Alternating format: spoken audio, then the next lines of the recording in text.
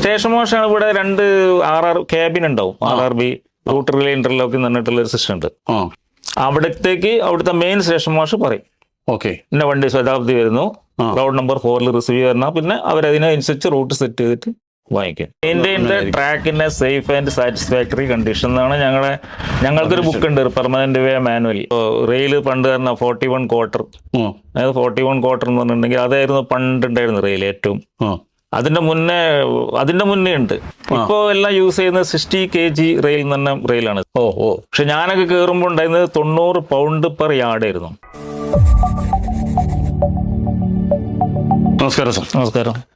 റെയിൽവേയിൽ പെർമനന്റ് വേ, അതെ പെർമനന്റ് വേ എന്നൊരു സെക്ഷൻ ഉണ്ടെന്നും അത് ഇത്രമാത്രം ഇമ്പോർട്ടന്റ് ആണെന്നും അറിയാവുന്നവർ വളരെ ചുരുക്കമായിരിക്കും അല്ലേ? അതെ.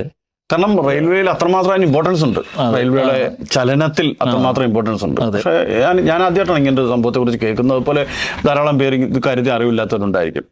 അപ്പൊ അവർക്ക് സഹായമാവും നമ്മുടെ സംസാരം എന്ന് ഞാൻ പ്രതീക്ഷിക്കുന്നു അല്ലെ? പെർമനന്റ് വേ എന്ന് പറഞ്ഞാൽ സിംപ്ലി ട്രാക്കാണ്. പെർമനന്റ് ലിറ്റററി ആ വാക്ക് ഉപയോഗിക്കുന്ന പോലെ തന്നെ സ്ഥിരമായ പാത. അതെ സ്ഥിരമായ പാത. അതിന്റെ ഒരു well guidance for the trains. Maintenance. Track എന്ന് പറഞ്ഞില്ലെങ്കിൽ ട്രാക്ക് എന്ന് പറഞ്ഞാൽ ഒരു വെൽ ഡിഫൈൻഡ് പാത്താണ്. അത് അങ്ങോട്ടും ഇങ്ങോട്ടും മാറാൻ പറ്റില്ല. റോട്ടിലൊരു കുഴി ഉണ്ടെങ്കിൽ നമുക്ക് ഒഴിച്ചു പോവാം, വാഹനങ്ങൾക്ക് തിരിച്ചു വിടാം. പക്ഷെ ട്രാക്കിൽ അത് പറ്റില്ല. അപ്പൊ അത്രയ്ക്കും അതിന്റെ ഇമ്പോർട്ടൻസ് ആണ് ട്രാക്കിന്. അതങ്ങനെ തന്നെ മെയിൻറ്റെയിൻ ചെയ്തില്ലെങ്കിൽ അപകടങ്ങളൊക്കെ സംഭവിക്കാം. ട്രെയിൻ ട്രാക്കിലൂടെ മാത്രം സഞ്ചരിക്കുന്ന ഒരു വാഹനം. അതെ. മറ്റു വാഹനങ്ങളെ അപേക്ഷിച്ച് ട്രെയിനിന്റെ പ്രത്യേകത, ഇപ്പൊ ഒരു എമർജൻസിയിൽ മറ്റേതൊരു വാഹനത്തിനും അത് ഓടിക്കൊണ്ടിരിക്കുന്ന റൂട്ടിൽ നിന്ന് മാറി പോകാൻ കഴിയും, അപകടത്തെ ഒഴിവാക്കി പോകാൻ കഴിയും. അല്ലെങ്കിൽ എമർജൻസി സിറ്റുവേഷനിൽ പെട്ടെന്ന് എത്താനോ എന്തെങ്കിലും ചെയ്യാൻ കഴിയും. അതുപോലെ തന്നെയാണ് സ്റ്റിയറിംഗിൽ ഉണ്ട് ബാക്കി എല്ലാ വണ്ടിക്കും. ട്രെയിനിന്റെ ട്രാക്കാണ്. ട്രാക്ക് എങ്ങോട്ട് തിരിയുന്നു അങ്ങോട്ട് മാത്രം തിരിയുന്ന ഒരു വാഹനമാണ്. അങ്ങനെ നോക്കുമ്പോൾ അതിന്റെ ചലനത്തിൽ, യാത്രയിൽ, അതിന്റെ സെക്യൂരിറ്റിയിൽ, സേഫ്റ്റിയിൽ, എല്ലാത്തിലും അല്ലേ ഏറ്റവും ഇമ്പോർട്ടന്റ് ആയിട്ടുള്ള ഒരു സെക്ഷനാണ് ഈ പറഞ്ഞ പെർമനന്റ് വേ സെക്ഷൻ അല്ലേ? എത്ര വർഷം ജോലി ചെയ്തു? ഞാൻ ഏകദേശം 39 വർഷം. 39 വർഷം. എങ്ങനെയായിരുന്നു അതിന്റെ തുടക്കം? എവിടെയായിരുന്നു ജോയിൻ ചെയ്തത്? തുടക്കം ഞാൻ ഫസ്റ്റില് ഞങ്ങളെ ത്രൂ RRB ആണ് റിക്രൂട്ട്മെന്റ്. അന്ന് ബേസിക് ക്വാളിഫിക്കേഷൻ എന്തായിരുന്നു? Diploma civil engineering. ഡിപ്ലോമ അതാണ് ബേസിക് ക്വാളിഫിക്കേഷൻ. ഇപ്പോഴും അത് തന്നെയാണ്. ഡിപ്ലോമ ഇൻ സിവിൽ എഞ്ചിനീയറിംഗ് ആണ് ബേസിക്. അത് പറഞ്ഞാൽ ഫസ്റ്റില് പെർമനന്റ് വേ, ഇതിന്റെ പേര് തന്നെ പെർമനന്റ് വേ ഇൻസ്പെക്ടർ എന്നുള്ള തസ്തികയുടെ പേര് പെർമനന്റ് വേ ഇൻസ്പെക്ടർ എന്നായിരുന്നു. അതെ, പെർമനന്റ് ഇൻസ്പെക്ടർ ഗ്രേഡ് 3 എന്നുള്ള പോസ്റ്റിലാണ് ഞാനൊക്കെ ജോയിൻ ചെയ്തത്. അന്ന് അങ്ങനെയായിരുന്നു. അത് അന്ന് വന്നിട്ട് 3 കഴിഞ്ഞാൽ 2 കഴിഞ്ഞാൽ 1, അത് കഴിഞ്ഞിട്ട് ചീഫ് പെർമനന്റ് ഇൻസ്പെക്ടർ.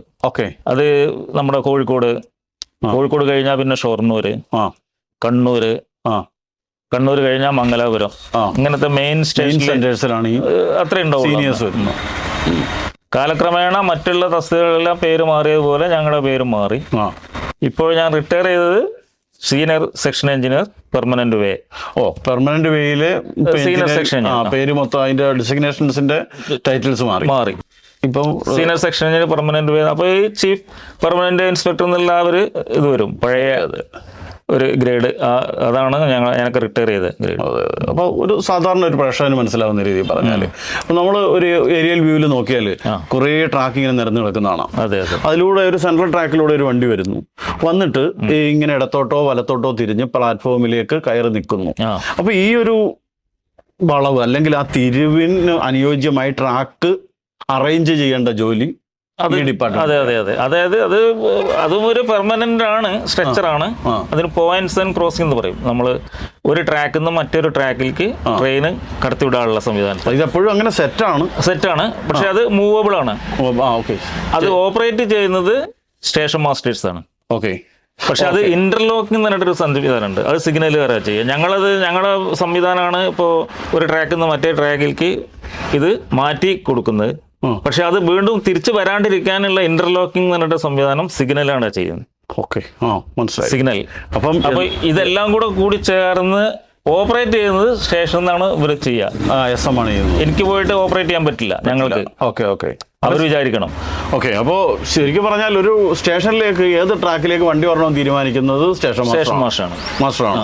പക്ഷെ അതിനനുയോജ്യമായ ട്രാക്ക് മെയിൻറ്റെയിൻ ചെയ്യേണ്ടത് ഞങ്ങൾ പെർമനന്റ് വേ ആണ്. പക്ഷെ അതിനനുയോജ്യമായിട്ടുള്ള ഈ ട്രാക്ക് മെയിൻറ്റെയിൻ ചെയ്യുന്നതനുസരിച്ചുള്ള സിഗ്നൽസ് ആൻഡ് കമ്മ്യൂണിക്കേഷന് നേരത്തെ പറഞ്ഞ അടുത്ത സെക്ഷൻ. അപ്പൊ ഇത് മൂന്നും കൂടി ചേർന്നിട്ടുള്ള ഒരു യൂണിയൻ ഓപ്പറേഷൻ ആണ് ആക്ച്വലി ഒരു ട്രെയിൻ നേരെ വന്ന് സ്പീഡ് കുറഞ്ഞ് അല്ലേ ഇതിലേക്ക് കയറി പ്ലാറ്റ്ഫോമിലേക്ക് വന്ന് നിൽക്കുന്നത് അല്ലേ. അതും സ്പീഡ് പണ്ട് ഈ മെയിൻ ട്രാക്കിൽ നമുക്കിപ്പോ ഇവിടത്തെ സ്പീഡ് 110 കിലോമീറ്റർ ആണ്. ഇപ്പൊ നമ്മൾ ഷൊർണൂർ വിട്ടാൽ ട്രെയിൻ മംഗലാപുരം വരെ 110 കിലോ. പക്ഷെ എല്ലാ സ്ഥലത്തും 110 പോവില്ല. ഈ 110 കിലോമീറ്റർ മെയിൻ ട്രാക്ക്. മെയിൻ ട്രാക്കിൽ നിന്ന് നമ്മുടെ വേറെ ട്രാക്കിലേക്ക് കയറുന്ന സ്ഥലങ്ങളിൽ സ്പീഡ് കുറയ്ക്കണം. സ്വാഭാവികമായിട്ടും മുമ്പ് കുറയ്ക്കണമല്ലോ. അത് ഇവർക്ക് ഡ്രൈവേഴ്സിനെല്ലാം അറിയാതെ. ഒരു സിഗ്നൽ കൊടുക്കുന്ന അതിനനുസരിച്ച് സിഗ്നൽ കൊടുക്കുക. മെയിൻ ലൈനിൽ പോകുന്നതിന് ഒരു സിഗ്നൽ. നമ്മളിപ്പോ കോഴിക്കോട് പ്ലാറ്റ്ഫോം നമ്പർ 4 വണ്ടി വരുന്നതെങ്കിൽ ഇവർക്ക് അറിയാൻ പറ്റും എത്ര മുമ്പ് അവര് അതിന്റെ എത്ര മീറ്റർ മുന്നേ വെച്ചിട്ട് സിഗ്നൽ കാണുമ്പോൾ അറിയാം അവർക്ക് എവിടെയാണ് അത് റിസീവ് ചെയ്യുന്നത്. അപ്പൊ ഇതിൽ പറഞ്ഞിട്ടുണ്ടെങ്കിൽ പണ്ടെല്ലാം ഇപ്പൊ മാക്സിമം ഇപ്പൊ നിങ്ങൾ ഫറൂഖ് സ്റ്റേഷൻ എടുത്താല് ഫറൂഖ് സ്റ്റേഷനിൽ പണ്ട് 15 കിലോമീറ്റർ ആയിരുന്നു ലൂപ്പ് ലൈൻ എന്ന് പറയുന്നത്. മെയിൻ ലൈനും ലൂപ്പ് ലൈനും. മെയിൻ ലൈനിൽ 110 തന്നെ ഓടാം. ലൂപ്പ് ലൈനിൽ 15 കിലോമീറ്ററിലെ പണ്ടെല്ലാം ഓടിയുന്നത്. അതിപ്പോ അഡ്വാൻസ് ആയിട്ട് ഇപ്പോ 50 കിലോമീറ്റർ വരെ ലൂപ്പ് ലൈനിൽ ഓടിക്കാനുള്ള സംവിധാനമായിട്ടുണ്ട്. അതും പറഞ്ഞ ഒരുപക്ഷെ ട്രെയിൻ പെട്ടെന്ന് വേഗത കൂടുകയും വേഗത കുറയ്ക്കുകയും ചെയ്യുന്ന സംവിധാനം വന്നുകൊണ്ടായിരിക്കില്ലേ അത്? അല്ല, അതിന്റെ സ്ട്രക്ചറൊക്കെ മാറി. ഇപ്പൊ നമ്മള് റെയിൽ തന്നെ പണ്ട് അതൊക്കെ പറയുകയാണെങ്കിൽ ഒത്തിരി പറയാനുണ്ട്. ഇപ്പൊ റെയിൽ പണ്ട് തന്നെ 41 ക്വാർട്ടർ, അതായത് 41 ക്വാർട്ടർ എന്ന് പറഞ്ഞിട്ടുണ്ടെങ്കിൽ അതായിരുന്നു പണ്ട് ഉണ്ടായിരുന്നു റെയിൽ ഏറ്റവും. അതിന്റെ മുന്നേ ഉണ്ട്. അതെല്ലാം നമ്മൾ പറഞ്ഞാൽ തീരില്ല. ഡബിൾ ഹെഡഡ്, ഫുൾ ഹെഡഡ്, ഓരോ ഷേപ്പിനനുസരിച്ചിട്ടാണ് അന്ന്. പക്ഷെ ഒരു സാധാരണ യാത്രക്കാരന് തന്നെ മനസ്സിലാവുന്ന ഒരു കാര്യമുണ്ട്. മുമ്പൊക്കെ ഒരു ട്രെയിനിൽ നീങ്ങി തുടങ്ങിയാലും ചാടി കയറാൻ പറ്റുമായിരുന്നു. അത് പറ്റില്ല. അത് സ്പീഡ് കുറഞ്ഞു. വണ്ടിയുടെ ഈ സ്പീഡിൽ വ്യത്യാസം വന്നിട്ടുണ്ട്. അത് ഇപ്പൊ ഇലക്ട്രിക് ട്രെയിൻ ആകുമ്പോൾ ആക്സിലറേഷൻ പെട്ടെന്ന് ആക്സിലറേറ്റ് ചെയ്യല്ലോ. അതെ, അതനുസരിച്ച് എത്ര ദൂരെ നിന്ന് ബ്രേക്ക് ചെയ്യണമെന്നുള്ള ആ സംവിധാനം കുറച്ച് കുറഞ്ഞു. അത് ഇവിടെയും പ്രതിഫലിക്കും മെയിൻ്റനൻസിൽ. പിന്നെ നമ്മുടെ റെയിലിന്റെ ഇത് മാറി. ഇപ്പോ എല്ലാം യൂസ് ചെയ്യുന്നത് 60 kg റെയിൽ തന്നെ റെയിലാണ്. 60 kg എന്ന് പറഞ്ഞാൽ 60 കിലോ പെർ മീറ്റർ ആണ് അതിന്റെ വെയിറ്റ്. ഒരു മീറ്ററിന് 60 കിലോ ഉണ്ടാവും. പക്ഷെ ഞാനൊക്കെ കയറുമ്പോൾ ഉണ്ടായിരുന്നത് 90 പൗണ്ട് പെർ യാർഡ് ആയിരുന്നു. ഒരു യാർഡ് എന്ന് പറഞ്ഞാൽ 3 അടി. 3 അടിയുടെ വെയിറ്റ് എന്ന് പറഞ്ഞിട്ടുണ്ടെങ്കിൽ 90 പൗണ്ട്സ്. അതായത് 41, ഏകദേശം ഒരു 44 കിലോ.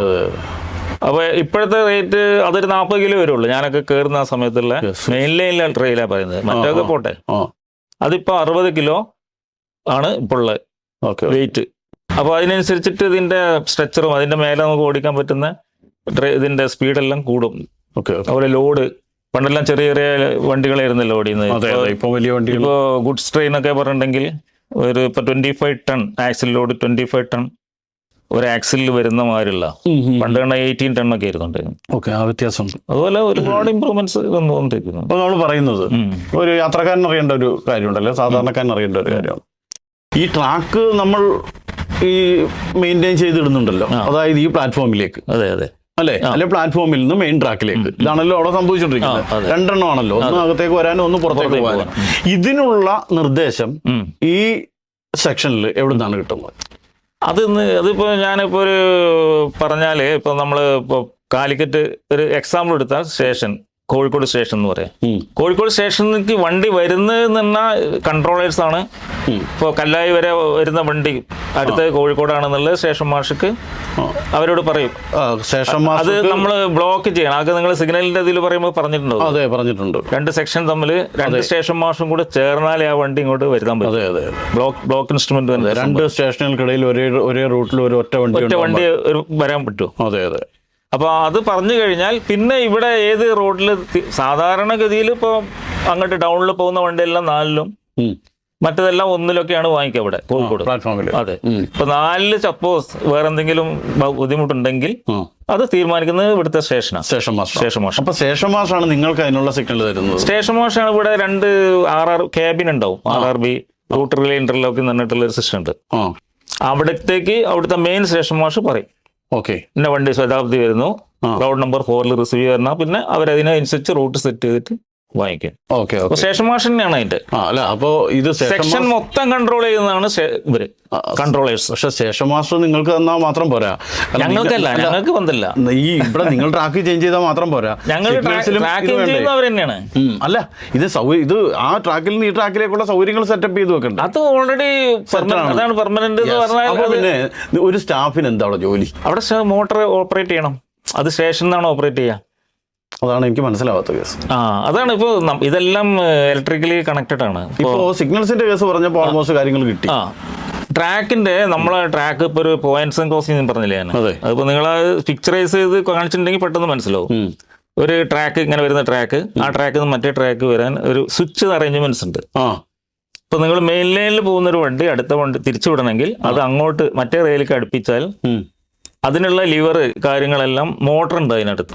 ഇപ്പൊ എല്ലാം മോട്ടറായി. പണ്ടെല്ലാം ക്യാബിൽ നിന്ന് ലിവർ അടിച്ചിട്ടായിരുന്നു ചെയ്തിരുന്നത്. അങ്ങനെ വലിക്കുമ്പോ അത് അടുക്കും. അടുത്തതിന് ശേഷം വേറെ ലിവർ അടിച്ചാൽ അത് ലോക്ക് ആവും. ഇപ്പൊ അതിന് പകരം എല്ലാ പോയിന്റിലും മോട്ടറൈസ്ഡ് പോയിന്റ്സ് ആണ്. നീങ്ങുകയും ലോക്ക് ആവുകയും ഒരുമിച്ചാവും. ഓക്കെ. വണ്ടി അപ്പം ആക്ച്വലി ഇതെല്ലാം സെറ്റാണ്.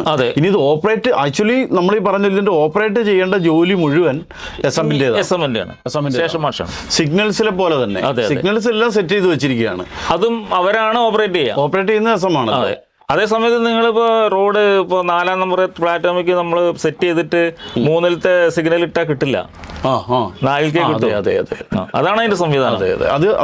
ഇത് മെയിൻറ്റെയിൻ ചെയ്യേണ്ടത് ഞങ്ങളാണെന്ന് മാത്രം. പക്ക അതിന് കിട്ടുന്ന രീതിയിൽ ഒരു പ്രോബ്ലം ഒന്നും ഇല്ലാത്ത രീതിയിൽ 24 hours 365 days ഇത് മെയിൻറ്റെയിൻ ചെയ്ത് ഇരിക്കണം. ശരിക്കും പറഞ്ഞാൽ ബേസിക് റെസ്പോൺസിബിലിറ്റി ഒരു കൺട്രോളർ നിർദ്ദേശിക്കുന്ന അനുസരിച്ച് ഒരു സ്റ്റേഷനിലേക്ക് ഒരു ട്രെയിൻ വരുമ്പോൾ അതിനെ ഹോസ്റ്റ് ചെയ്യാൻ പറ്റുന്ന തരത്തിൽ SM-ന് വേണ്ട സൗകര്യങ്ങൾ ഒരുക്കുന്നതാണ് ഈ രണ്ട് ഗ്രൂപ്പ്. അതെ അല്ലേ? എക്സാക്ട്ലി. ഇവർ രണ്ടുപേരും അതാണ് ചെയ്യുന്നത്. കാരണം നിർദ്ദേശം വരുന്നത് കമാൻഡിങ് ഓഫീസർ ശരിക്കും നമ്മളുടെ കൺട്രോളേഴ്സ്, റിസീവർ അല്ലെ ഹോസ്റ്റ് ചെയ്യുന്ന ആൾ ഇവിടെ സ്റ്റേഷൻ മാസ്റ്റർ ആണ്. പക്ഷെ സ്റ്റേഷൻ മാസ്റ്റർക്ക് റിസീവ് ചെയ്യണമെങ്കിൽ ഈ രണ്ട് സെഷനും യോജിച്ച് പ്രവർത്തിച്ചേ പറ്റൂ. കാരണം സിഗ്നൽ വർക്ക് ചെയ്യണം. കാരണം ഈ സിഗ്നൽ ആണ് ലോക്കോ പൈലറ്റിന് വണ്ടി സ്പീഡ് കുറയ്ക്കൂ, ഇങ്ങോട്ട് ചരിയൂ, ഇങ്ങോട്ട് തിരിയണം എന്നൊക്കെ ഉള്ള ഒരു നിർദ്ദേശം കൊടുക്കുന്നു. അപ്പൊ അങ്ങനെ തിരിയണമെന്നുള്ള നിർദ്ദേശം കിട്ടിയാൽ പോരാ, തിരിയണമെങ്കിൽ ട്രാക്ക് ഓക്കെ ആയിരിക്കണം. അല്ലേ? അതാണ് പെർമനന്റ് വേ. പെർമനന്റ് വേയുടെ റെസ്പോൺസിബിലിറ്റി അതാണ്. ഒരുപക്ഷെ പ്രേക്ഷകന് മനസ്സിലാവും. Maintain the track in A safe and satisfactory condition എന്നാണ് ഞങ്ങൾക്കൊരു ബുക്ക് ഉണ്ട്, പെർമനന്റ് വേ മാനുവൽ. ആ മാനുവലിൽ എല്ലാം വിശദമായിട്ട് അതിലെല്ലാം പ്രതിപാദിച്ചിട്ടുണ്ട്. അതുപോലെ ട്രാക്ക് മെയിൻറ്റെയിൻ ചെയ്യണം. ഇപ്പോൾ ഇലക്ട്രിക്കൽ ആയിട്ട് നമ്മൾ ഇലക്ട്രിക് ട്രെയിനോ അല്ലെങ്കിൽ ബാക്കി ഇലക്ട്രിഫിക്കേഷൻ നടന്നതുകൊണ്ട് കാര്യങ്ങൾ കൂടുതൽ എളുപ്പമാവുകയും കൃത്യത ഉണ്ടാവുകയും ചെയ്തിട്ടുണ്ടാവും. എളുപ്പം ട്രാക്കിന് അതുകൊണ്ട് ഗുണമൊന്നുമില്ല. സിഗ്നൽസിനുണ്ടല്ലോ. സിഗ്നലുകാർക്കും അതല്ല, അത് ഇലക്ട്രിഫിക്കേഷൻ എന്ന് പറഞ്ഞിട്ടുണ്ടെങ്കിൽ നമ്മുടെ എനർജി ആയിട്ട് ബന്ധപ്പെട്ടത് സ്പീഡ് കൂട്ടാം. മാനുവലായിട്ടുള്ള ഞങ്ങൾക്ക് അതുകൊണ്ട് പ്രത്യേകിച്ച് ഗുണങ്ങളൊന്നുമില്ല. പെർമനന്റ് വേക്ക് അല്ല, ഈ പറഞ്ഞ പോലെ ട്രാക്കായിട്ട് കണക്റ്റഡ് ആണ് അതെല്ലാം. നമ്മുടെ ന്യൂട്രൽ ട്രാക്കെല്ലാം ന്യൂട്രൽ ഇത് പോണതെല്ലാം ട്രാക്കിൽ കൂടെയാണ്. ഈ എല്ലാം അത് കണക്ട് ചെയ്തിട്ടുണ്ടാവും വെച്ചിട്ട്. അതെ. അല്ല, ഇപ്പൊ ഇതിന്റെ ഓപ്പറേഷൻ നേരത്തെ പറഞ്ഞാൽ ലിവർ പിടിച്ച് ഈ ട്രാക്ക് മാറ്റുന്ന പരിപാടിയൊന്നും ഇപ്പൊ ഇല്ലല്ലോ. ഇല്ല. അത് ഇപ്പൊ SM-ന് സഹായാവുന്ന ഇലക്ട്രിഫിക്കേഷൻ ആണ്. അത് ഈ ഇലക്ട്രിഫിക്കേഷൻ അതും വ്യത്യാസമുണ്ട്. ഇത് രണ്ടാണ്. ഇത് ഇലക്ട്രിഫിക്കേഷൻ തന്നെ ട്രെയിൻ ഓടിക്കാൻ വേണ്ടി മാത്രമാണ്. ഇപ്പൊ അവരും കൂടി നമ്മളെ ജോയിന്റ് ആയിട്ട് നമുക്കിപ്പോ എന്തെങ്കിലും വർക്ക് ചെയ്യാൻ പറ്റും. ഇപ്പൊ ഞങ്ങൾക്ക് ഇപ്പൊ ഒരു ട്രാക്ക് പെട്ടെന്ന് പോയിട്ട് റെയിൽ മാറ്റാൻ പറ്റില്ല. ഇപ്പൊ റെയിൽ ഉടഞ്ഞു എന്ന് പറഞ്ഞാൽ പോയിട്ട് ഞങ്ങൾ വിചാരിച്ച പെട്ടെന്ന് അത് മാറ്റാൻ പറ്റില്ല. അവരും കൂടി വേണം. ജോയിന്റിലായിട്ട് ചെയ്യാൻ പറ്റും.